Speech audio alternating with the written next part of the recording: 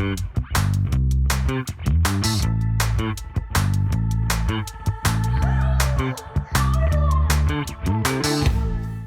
on va changer de sujet pour cette deuxième partie de l'après-midi. On va regarder plutôt les travaux en lien avec la génétique. La génétique, ça commence par la graine. Et donc, pour cette première intervention, je vais appeler Xavier Simonet. Voilà, je vois Xavier qui arrive. Donc, Xavier, qui est un fidèle des rendez-vous d'Herbalia, qui a plus de 30 ou 35 ans d'expérience en R&D au service de la filière PAM, principalement en Suisse, à l'Agroscope, et donc qui va nous présenter des travaux sur la levée de dormance des graines, c'est ça? Donc, merci Xavier d'avoir fait la route jusqu'à nous.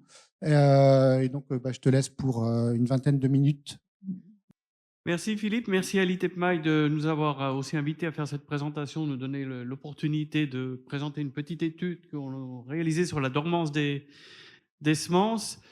Finalement, ça démarre aussi sur une collaboration informelle entre l'ITEPMAI et Agroscope, informelle parce qu'il n'y a pas de projet ou de financement spécifique de recherche, mais c'est une problématique commune. On a assez régulièrement l'occasion d'échanger avec entre le Agroscope et puis les collaborateurs de l'ITEPMAI, ce qui est toujours enrichissant.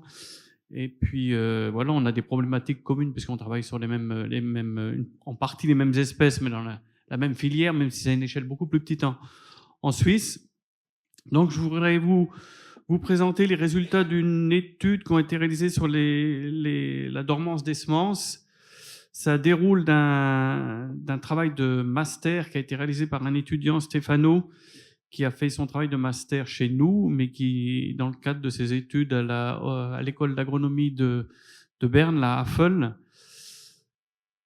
Voilà. Peut-être avant de commencer, 2-3 mots sur Agroscope pour ceux qui ne connaîtraient pas. Donc, Agroscope, c'est l'Institut fédéral de recherche agronomique en Suisse, un institut public qui couvre un peu les principaux secteurs de l'agriculture, depuis les animaux jusqu'aux végétaux. C'est un peu pour les Français, c'est comme si vous mettiez sous le même toit tous les instituts ACTA. Donc c'est à peu près 800 collaborateurs équivalents temps plein répartis sur...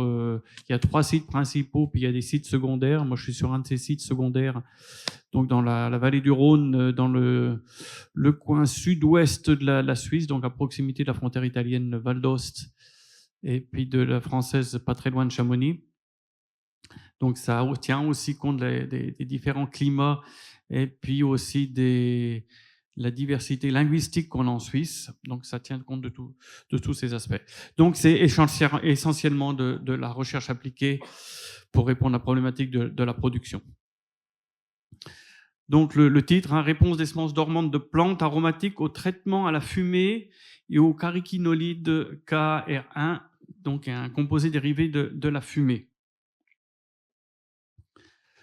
Donc la semence, c'est un élément central et important pour notre filière, donc ou même pour toute la production agricole en général, puisque c'est la grande majorité des cultures, c'est le point de départ, c'est le concentré de toute la recherche génétique. Donc pour la production, c'est important. Pour nous, pour les instituts de recherche, c'est aussi quelque chose qui est très important. Et puis, on est amené souvent chez nous à Agroscope à travailler sur la domestication des nouvelles espèces, notamment des espèces alpines, à la demande de start-up ou de PME. Et puis, on est souvent confronté à ces problèmes de dormance. Donc, de façon très schématique, une graine, c'est un embryon, des tissus nutritifs et puis une enveloppe, un tégument. Et puis, à la faveur de facteurs extérieurs comme la lumière, l'eau, les températures et puis les échanges gazeux, dont notamment l'oxygène, vont mettre en mouvement cet organisme que certains décrivent comme une structure de mort imminente, donc pour lui redonner vie et puis permettre de développer la plante. Alors ça, c'est dans les conditions idéales. Je vise voilà. Donc, il y a deux grandes classes de dormance. Il y a les dormances qu'on appelle tégumentaires, donc qui sont plutôt des dormances extérieures, donc problème de résistance mécanique. Donc, c'est-à-dire, ça concerne le tégument, c'est un tégument qui est imperméable aux échanges, à la pénétration de l'eau, aux échanges gazeux. Et puis, généralement, la résistance mécanique, c'est pas trop compliqué. Il suffit d'avoir des actions un peu mécaniques. Donc, je me rappelle, par exemple, le mélilo, les légumineux sont très bien connus pour être ce type de semences. Donc, il suffit de mettre un coup de cutter dans le kaoué pour le rendre perméable à ces échanges. Donc, c'est souvent assez simple. Des fois, on s'en rend pas compte parce que quand c'est récolté par des moissonneuses-batteuses, par les frottements de la moissonneuse-batteuse à l'intérieur, ça suffit pour faire ces micro-rayures qui la rendent perméable. Il y a aussi certaines semences qui ont des inhibiteurs chimiques. Là, il suffit de les laver. Donc, ça, c'est des stratégies aussi qui sont mises en place par les espèces et les mécanismes pour les protéger, pour les rendre aptes seulement à germer et à se développer au moment adéquat. Mais ça, c'est pas ce qui nous intéresse ici. Ce qui nous intéresse, c'est les dormances, donc problème interne de la semence et les dormances embryonnaires. Donc, c'est l'embryon qui est la graine, elle est récoltée à un stade optimal, mature. Mais tous les facteurs extérieurs ont beau être bons, la graine ne va pas germer. Donc, l'embryon a besoin de conditions spécifiques pour démarrer la germination. Alors, ça peut être des problèmes de présence de lumière ou même de qualité de lumière en fonction des différentes longueurs d'onde, nécessité d'obscurité, ça peut être des périodes d'exposition à température sèche, enfin les températures ambiantes, mais dans des conditions sèches pendant un certain temps pour finir la maturité de l'embryon. Ça peut être des exigences d'exposition à des certaines températures quand la graine est humide. Ça peut être des questions aussi de nécessité de pyrolyse ou de passage au feu. Alors là, on va l'aborder, mais c'est pas sous cet angle-là. Ça peut être le feu peut simplement détruire le tégument, ou ça peut être un choc thermique qui favorise. On l'avait vu un peu indirectement, par exemple sur de la guimauve, quand on avait fait des traitements à la vapeur aérée. Le fait de passer sur des traitements très, très brefs de 60-90 secondes à des températures autour de 70 degrés, pardon, 60-90 secondes à des températures 60-70 degrés, et puis c'est des traitements très courts. On l'a vu, la guimauve, rien de faire ce traitement, on avait des germinations nettement supérieures, on a reproduit ça en passant dans des étuves dans les mêmes conditions, et puis ça reproduisait exactement les mêmes conditions, donc c'était simplement un choc thermique très bref. Alors pour les puristes, c'est ce que j'ai mis un petit peu entre guillemets, certains ne considèrent que c'est une dormance embryonnaire uniquement si l'embryon excisé ne peut pas germer, ce qui n'est pas toujours le cas. Ça se fait plutôt pour les physiologistes. Alors tout ça, c'est des mécanismes très complexes. Il y a des centaines de publications sur les mécanismes de la germination, aussi bien sur les mécanismes plutôt généraux que sur les spécificités de certaines espèces ou de certaines familles botaniques. Mais en gros, pour faire simple, il y a l'acide abscisique qui est importante, qui joue le rôle de frein. Alors tant que le frein est tiré, la graine ne va pas germer. Et puis après, il y a l'acide gibberellique qui est l'accélérateur. Alors donc ça va être l'équilibre entre le frein, entre tirer le frein ou appuyer sur l'accélérateur et lâcher le frein, qui va permettre à la graine de rester en dormance ou de germer. Alors bien sûr, là aussi, il y a des aspects de variabilité, notamment intraspécifiques. Au sein d'une même espèce, on peut, selon les accessions ou les variétés, on peut avoir des dormances plus ou moins profondes, plus ou moins difficiles à lever. Et puis, il y a aussi des aspects importants, peut-être qu'on connaît pas bien, mais qui peuvent expliquer que des fois, d'un lot à l'autre, d'une année à l'autre, même si la graisse est mature, on va avoir pour une même variété des germinations ou une dormance qui va se comporter un peu différemment. Il y a des études qui montrent pour certaines espèces que les températures enregistrées pendant la culture de la plante mère, donc la porte-graine, ou les niveaux de nutrition azotée ou de stress hydrique ont une influence sur le rapport ou la quantité d'acide abscisique qui peut être qui est contenu dans la graine, pour simplifier les choses. Donc le frein, il va être plus ou moins tiré et ça va être ensuite plus ou moins difficile à lever cette dormance. Donc pour faire très simple, donc c'est pour nous ces problèmes de dormance embryonnaire, c'est comment desserrer le frein à main et puis pouvoir appuyer sur l'accélérateur. Alors en règle générale, c'est soit de la stratification, donc du passage au froid pendant une certaine durée de graines. Alors c'est des choses qui prennent du temps. Donc les multiplicateurs ils le font des fois, ils sèment dans des plaques de semis, puis ça passe au frigo pendant 1 mois, 2 mois. Donc il faut assez anticiper. Ou alors on peut utiliser, alors pour les petits essais en laboratoire, on utilise très classiquement de l'acide gibberellique. Là, ça vous comprenez pourquoi, parce que ça permet d'appuyer encore plus fort sur l'accélérateur et de favoriser la germination. Le problème, alors en Suisse, la quasi-totalité de la production est conduite en mode biologique. Donc l'acide gibberellique, la GA3, c'est une hormone de synthèse. Là, on peut oublier de l'utiliser.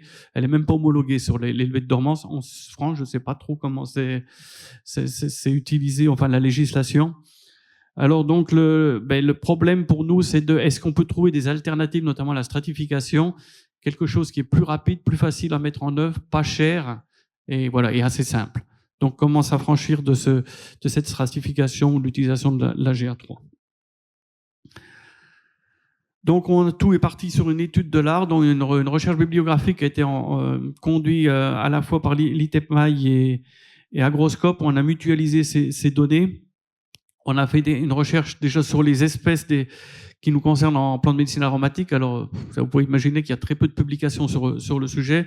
On a élargi ça à d'autres espèces, notamment en essayant d'identifier des techniques qui peuvent être utilisées pour lever ces problèmes de dormance.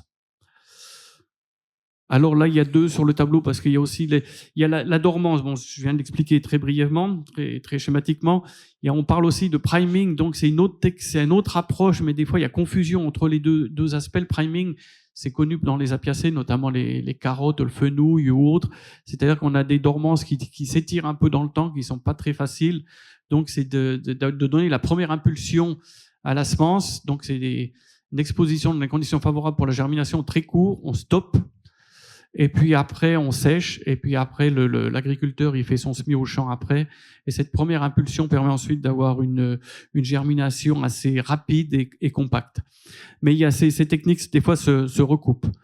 Donc, dans toute cette recherche bibliographique, par rapport à ce qui nous intéressait, et puis à partir de certaines opportunités aussi, on est resté focalisé sur trois groupes. La fumigation, même si dans un premier temps, ça ne nous paraissait pas le plus simple. On trouvait dans la biographie des graines recouvertes de terreau, de paille. On met le feu à la paille, on arrose les cendres et on laisse pendant plusieurs semaines et ça germe. Voilà, ça paraissait pas le plus facile à mettre en œuvre à premier abord. Et les hormopriming, donc ça peut être la GA3, ça peut être d'autres hormones aussi qui sont utilisées. Et puis on avait l'opportunité avec un partenaire local de faire tester le plasma froid. Donc c'est un gaz ionisé à basse température, et puis qui est produit par une décharge électrique. On déclenche une décharge électrique à travers un gaz. Il y a des publications plutôt par rapport au traitement des décontaminations des semences. Mais on avait l'opportunité, on s'est dit, on teste aussi. Voilà, donc on a les 5 espèces qu'on a retenues, c'est l'alchimie, la lavande, la rhodiola, la verveine, la véronique. Donc ça combine aussi un peu les intérêts des espèces entre l'agroscope et l'ITEPMAI. Donc pour la France, c'est surtout la lavande, avec des graines donc c'est des différentes familles botaniques aussi, et puis des graines de taille très différentes. Et puis dans les techniques qu'on a fait, on a fait un pré-screening parce que c'est aussi, si on met des répétitions, il y a des questions de durée d'exposition, des questions de dosage, ça commence à devenir énorme. Et puis si on met encore des répétitions derrière, on a beaucoup de mal à s'en sortir. Il y a aussi les contraintes techniques avec les germinateurs. Et puis le temps de travail. Donc au niveau hormopriming, on a testé les téfons, on a mis avec des tests au plasma froid, différents dosages, différents réglages. Le smoke water, alors c'est de l'eau en fumée, je trouve que ça va mieux à dire en anglais qu'en français. J'explique après ce que c'est. Un composé qui le KAR1, ça aussi je donnerai des informations après. Et puis un témoin négatif à l'eau et un témoin positif à la GA3. Et ce qui est donc ça faisait pratiquement 200 traitements si on combine toutes les espèces et puis les différents dosages ou temps d'exposition. Et puis, ce qui est ressorti, les signaux positifs, parce que je vous ai dit, il n'y a pas de répétition, c'était one shot. Donc, on restait aussi assez prudent. Ce qui ressortait un peu positif, c'était plutôt les traitements à la smoke water et au KR1. Tout ce qui était téfon, plasma froid, il n'y a rien d'intéressant qui est ressorti. Donc, dans la deuxième partie de cette étude, on est resté focalisé sur ce smoke water, le KR1, qui est finalement quelque chose qui dérive. Donc ce smoke water ou cette eau en fumée, je sais pas comment trop, ça va pas bien traduire en français. Donc c'est ce qui s'appelle dans la littérature les anglophones les fire followers notamment, c'est-à-dire quand il y a un feu de forêt, Donc il reste, il y a beaucoup de cendres, il y a de la fumée, ça retombe. Et puis quelque temps après, il y a une végétation assez luxuriante qui peut apparaître, notamment des espèces qu'on voyait jamais avant et qui apparaissent juste après ces feux. Alors dans le cas présent, je parle pas de l'action du feu, une action mécanique qui pourrait détruire le tégument ou qui pourrait être un choc thermique, mais c'est vraiment un phénomène qui est lié à la présence de certains composés chimiques qui sont issus de la pyrolyse, notamment de la cellulose. Ça peut être aussi du sucre, mais de la cellulose. Et puis, qui retombe donc sous forme de cendres au sol. Et puis après, il faut la pluie. Donc la pluie, donc ça fait comme une infusion. Elle entraîne ces substances dans le sol, elle les met au contact des graines. Et puis c'est ces composés qui vont induire un peu comme le rôle de l'acide gibberellique, qui vont appuyer sur l'accélérateur pour développer la germination. Alors c'est des espèces qui peuvent rester dans le sol pendant des années ou des dizaines d'années, malgré des épisodes de pluie, d'imbibition. La graine va jamais germer, mais c'est des graines qui vont seulement germer après ces épisodes de feu de forêt. Alors, il y en a un certain nombre, c'est pas quelque chose qui est encore ancien. C'est quelque chose, j'avais jamais entendu parler par rapport aux plantes médicinales aromatiques. C'était aussi l'intérêt de travailler là-dessus. Il y a des composés, il y a différents cariquines. Donc, le 1, la 2, la 3, je crois qu'ils sont jusqu'à la 6. Il y a des analogues aussi qui ont été découverts, qui sont des composés qui ont un effet positif, donc sur la germination. Il y a d'autres composés qui appartiennent au groupe des cyanohydrines, mais c'est des trucs un peu moins sympathiques parce que c'est du cyanure derrière, mais qui peuvent avoir aussi un accès positif sur la germination de certaines espèces spécifiques. Mais comme rien n'est jamais parfait, il y a aussi d'autres composés qui sont présents dans quand il y a ces feux de forêt ou la pyrolyse de cellulose, il y a des composés qui ont un effet antagoniste qui peuvent bloquer la germination. Donc c'est aussi l'équilibre entre ces différents composés. Voilà, donc c'est le fait de mettre le feu, de favoriser la germination, de brûler des composés, de favoriser la germination de certaines espèces, c'est des choses qui sont connues depuis les années à peu près 70. Mais après, des connaissances plus précises sur des composés qui pourraient expliquer ces phénomènes, c'est quelque chose qui est plus récent. Ça date des années 90, notamment dans l'Afrique du Sud ou en Australie. On peut comprendre pourquoi à cause des feux de forêt. Après, il y a des composés spécifiques qui ont été identifiés. Après, il y a encore beaucoup de discussions sur les récepteurs. Il y a des analogies avec certains d'autres médiateurs chimiques qui sont étudiés, mais ça reste. Il y a encore là, c'est encore quelque chose il y a encore beaucoup à faire pour ceux qui s'intéressent à ça. Voilà comment on a pratiqué dans cette étude cette smoke water. Donc c'est quelque chose de très artisanal dans notre démarche. Puis qu'on essaie de reproduire, donc on a pris un enfumoir pour apiculteurs, pour abeilles, on a mis de la paille dedans, paille de céréales, on a mis le feu pour produire beaucoup de fumée. Après un Erlenmeyer avec de l'eau ionisée, et puis on a une pompe à vide pour tirer la fumée, pour la faire barboter dans l'eau. Et puis le but c'est que l'eau après piège les composés issus de la combustion, et puis c'est contenu dans l'eau. Après on a une eau un petit peu ça ressemble un peu à un flacon d'urine peut-être voilà. Et puis on a stocké ça au froid. Et puis à partir de cette solution mère, on a fait différentes dilutions, diluant 10 fois, 100 fois et 1000 fois. Et puis en parallèle, par rapport à la littérature, donc il y a le composé qui a été découvert en premier, qui a une action positive, c'est le KAR1. Et puis là, on a acheté ce composé dans le commerce, ce composé chimique. Et puis après, on a fait aussi une solution mère en le diluant avec différentes concentrations molaires pour une solution mère. Et puis après, on a fait différentes dilutions. On avait 5 dilutions différentes.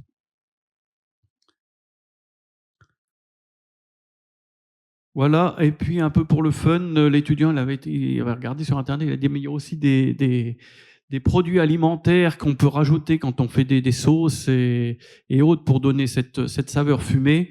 Donc, on avait trouvé 2 chez un revendeur. Pour pas multiplier non plus indéfiniment les tests, on a pris ces 2, on a fait un mélange 50-50, et puis on a aussi fait différentes dilutions 10 fois, 100 fois et 1000 fois. Voilà, les tests ont été faits en boîte de pétri sur papier buvard. Alors, il y a peut-être quelque chose qui peut expliquer aussi certains résultats. C'est comme on aurait pu imaginer tremper les plantes, ensuite les enlever, les rincer et les mettre à germer. comme on pourrait le faire dans la pratique. Mais là, pour simplifier les choses, on a imbibé les buvards avec ces solutions. Donc, ce qui peut expliquer, il y a un temps d'exposition qui est assez long finalement, assez composé, qui pourrait expliquer certaines différences de réponse après. C'était mis en germinateur dans des conditions contrôlées avec des durées de jour longs. Des nuits les journées à 25 degrés, la nuit à 18 degrés, c'est notre standard parce que ça reproduit souvent ce qu'on a dans les serres quand on fait des semis, avec un comptage quotidien et puis un suivi de la germination pendant 28 jours. Et on considérait la graine germée quand le germe il faisait 2 fois la longueur de la semence, comme on a des semences de longueur de taille différente. Voilà les résultats.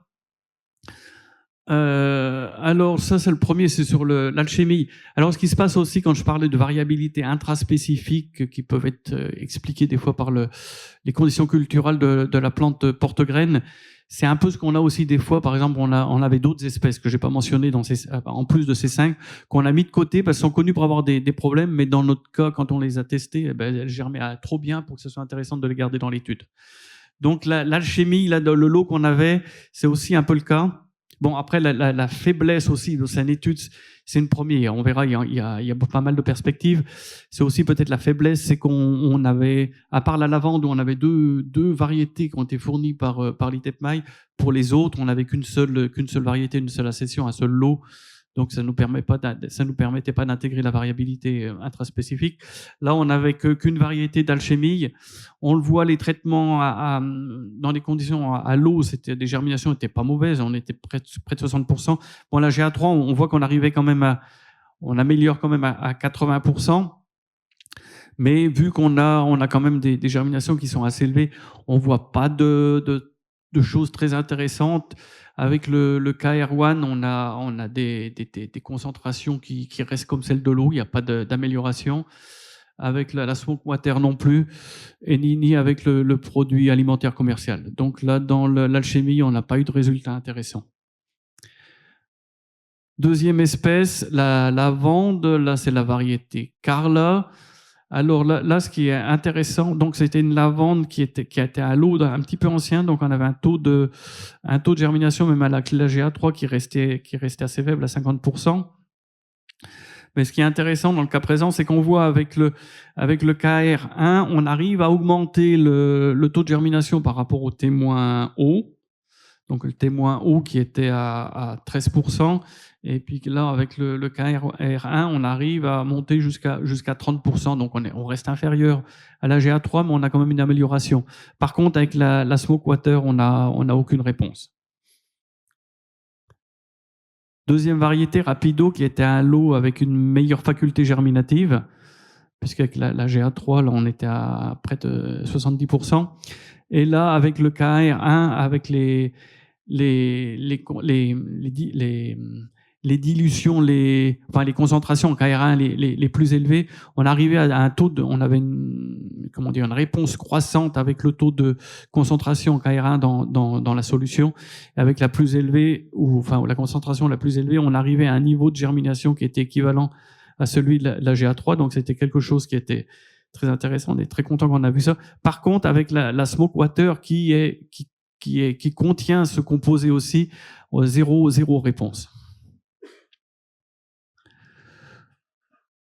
Alors voilà, donc dans le cadre j'ai repris l'exemple du Rapido, là où on a la différence par rapport au graphique précédent, c'est que là aussi, les petits points rouges que vous avez, on a fait analyser aussi le KR1 dans notre smoke water, et donc c'est l'échelle en haut, en concentration molaire, et le KR1 dans le smoke water qui est représenté par les petits points rouges. On voit que même avec la smoke water à une faible dilution, on est quand même avec des concentrations en KR1 qui sont assez faibles, qui sont dans les concentrations les plus faibles pour les solutions à KR1 pures. Peut-être voilà ce que j'ai pas souligné dans les autres, et puis ce qu'on se trouve dans les 5 espèces, c'est que la smoke water non diluée, par contre, a inhibé complètement la germination à chaque fois.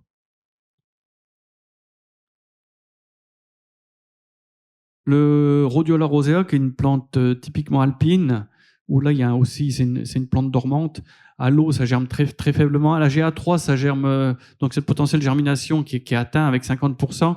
Si on stratifie les graines à 1 mois, à 1 degré, on arrive au même résultat que la GA3. Mais la durée de stratification, puis après la germination un petit peu plus lente, ça va prendre il va falloir 1 mois et demi ou 6 semaines pour arriver au même résultat que le traitement à la GA3. Là, dans le cadre de la rhodiola, il y a eu zéro réponse aussi bien avec le composé pur qu'avec la smoke water. Ensuite, la verveine. Alors la verveine, habituellement, c'est quelque chose qui gère mal, mais justement, le problème, c'est qu'avec le lot qu'on a utilisé ici, c'est un exemple, c'est un lot qui a très bien germé. Alors, est-ce qu'il y a après des effets de maturité post-récolte sur le plus long terme? Mais là, bon, on n'a rien pu mettre en évidence parce que le lot germait trop bien, alors qu'habituellement, c'est une espèce qui présente souvent des problèmes de germination. Et puis, dernière espèce, la Véronique officinale, où là, alors là, c'est aussi très intéressant parce que contrairement à la lavande qui avait bien réagi au composé pur et puis aucune réaction à la smoke water, dans le cas de la Véronique, il y a une très bonne réponse aussi bien au composé pur qu'à la smoke water, où là, on a des taux de germination qui atteignent pratiquement 100%, l'équivalent du traitement à la GA3, alors que à l'eau, on est seulement à moitié de la germination, à 50%.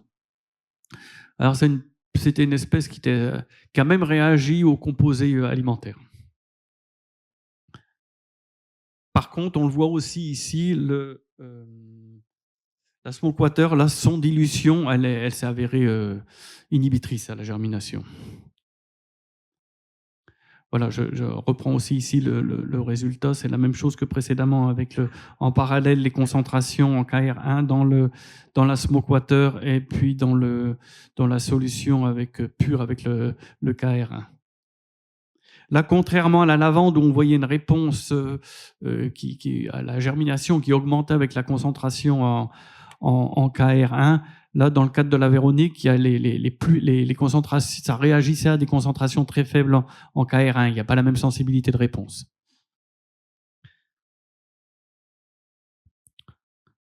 Voilà, en conclusion, donc on a vu que donc on a eu des résultats, des signaux très intéressants. C'est à ma connaissance, j'avais jamais entendu parler de cette smoke water ou de ces composés utilisés pour l'élevé de dormance dans le secteur des plantes à parfum médicinal et aromatiques. On a vu qu'on avait des réponses très variables, aussi bien à la smoke water qu'au KR1, selon les espèces. On a vu l'alchimie, aucune réponse, et la rhodiola, aucune réponse aux deux. La lavande, une très bonne réponse au KR1, mais aucune réponse enfin, c'est même pas négatif, c'est aucune réponse à la smoke water. Alors là, il y a beaucoup de questions. Moi, la Véronique, il y a une réponse positive aux deux. Et puis on a vu que la lavande, si elle répond bien à une concentration KR1, chez la Véronique, il y a besoin de concentration beaucoup plus faible en KR1. Donc la smoke water, je l'ai souligné, elle a une non diluée, elle a un effet inhibiteur pour toutes les espèces, mais on voit que entre la non diluée et une dilution à 10 fois, il y a une zone peut-être qui est aussi intéressante à tester qu'on n'a pas testé parce que c'était un premier tour de piste. Là, il y a peut-être quelque chose qui peut être voir, c'est peut-être une sensibilité aussi bien par rapport à la concentration en KR1, mais c'est peut-être aussi des histoires par rapport aux substances inhibitrices dedans qui peuvent bloquer la germination. Et puis, dans le cadre de la smoke water, c'est peut-être aussi dans notre cas, c'était que la concentration, même dans la smoke water à faible dilution, les concentrations en KR1 étaient assez faibles. Il y a peut-être aussi, certes, ce qui pourrait expliquer, c'est la durée d'exposition était assez longue. C'est pas quand je disais la rhodiola, le traitement à la GA3, c'est 8 heures dans une solution à 100 ppm de GA3.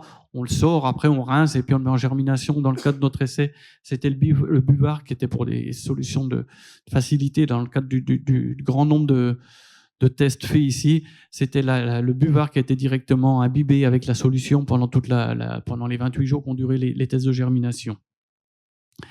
Il y a peut-être, selon les espèces aussi, des effets des températures de germination, peut-être dans d'autres conditions de température, il peut y avoir une réponse un peu différente. Donc là, il y a des résultats encourageants, mais qui nécessitent de poursuivre les recherches, c'est ce qu'on espère on va poursuivre ces recherches. Impliquer plus d'accession et de variété par espèce. Par exemple, la lavande angustifoliale avec notre smoke water, on n'a pas vu de réponse. Par contre, il y a une autre lavande, il y a des publications qui montrent qu'il y a une réponse positive à la smoke water, mais une smoke water, au lieu d'être fait avec de la paille de céréales, qui avait été fait avec des épines de pin. Alors peut-être que la source de cellulose ou qui est utilisée pour produire cette smoke water a peut-être un effet à cause des composés ou de la balance entre les composés ou même des substances inhibitrices différentes qui peuvent modifier la réponse. On souhaite élargir ça à un plus grand nombre d'espèces. On peut aussi produire, en fouillant un peu plus la littérature de cette smoke water, peut-être en faisant du charbon de bois, en écrasant du charbon de bois comme pour du café avec des filtrations, essayer de faire des choses un petit peu plus faciles que l'approche assez artisanale qu'on a eue pour faire le smoke water. Il y a peut-être le dosage des autres carraghinolides dedans qui peut être assez intéressant. Par exemple, le KR2, qu'on peut aussi trouver dans le commerce, sur certaines publications, note qu'il est en concentration plus élevée que le KR1 dans certaines productions de fumée. L'idée, c'est de l'intégrer aussi dans le dispositif expérimental. On imagine aussi doper notre propre smoke water par ces composés pour voir comment ça réagit par rapport à de possibles composés inhibiteurs dans ce type de smoke water. Puis modifier les durées d'exposition, peut-être pas imbiber le buvard, faire des trempages, mais après il y a la durée à gérer, etc. Donc il y a encore du travail, il y a encore des perspectives de recherche assez importantes. Merci Xavier. On peut l'applaudir, oui. Voilà. Il y a une publication qui a été soumise, qui est en révision, avec Agroscope, Tepmaille et puis l'étudiant de la AFL. Merci. Alors, on a 1 minute, on va peut-être en prendre 2 ou 3. Il y a des questions de la salle. Une question courte, réponse courte de préférence. Une question d'André là-bas. Merci beaucoup pour la présentation. J'avais une question. Je crois que j'ai raté un point important dans le protocole. Dans le protocole initial, pour passer aux essais in vitro, comment est-ce qu'on a pu en déduire que c'est le carrageen numéro 1 qui est responsable de la germination embryonnaire, mais pas un ensemble combiné, comme vous l'avez dit, de divers composés de carrageen? Est-ce que c'était par rapport à la concentration de la fumée ou il y a eu une méthodologie spécifique pour en déduire sur ce point? Merci beaucoup. Oui, alors on s'est basé, il y a quand même pas mal de publications qui existent, pas sur les plantes parfums médecine aromatique, mais sur d'autres espèces. Donc on s'est basé sur ces publications qui, c'est le composé qui a été dosé en premier, qui est assez important. Et puis il y a pas mal de publications qui mettent en évidence l'effet positif du KR1. Mais c'est vrai que ce que vous soulevez, c'est la question qu'on a. Il y a d'autres composés aussi, d'autres carraghinolides qui peuvent avoir des effets. Est-ce que les autres, c'est peut-être pas forcément, c'est les plus concentrés qui ont un effet le plus important. Donc là, il y a un champ d'investigation qui est énorme. Et puis en parallèle, il y a aussi ces certains composés inhibiteurs dedans qui peuvent balancer l'effet de ces carraghinolides. Et puis ça va dépendre de la qualité de la fumée ou des cendres qui vont être produites. Et puis peut-être la combustion aussi qui peut induire des profils chimiques différents.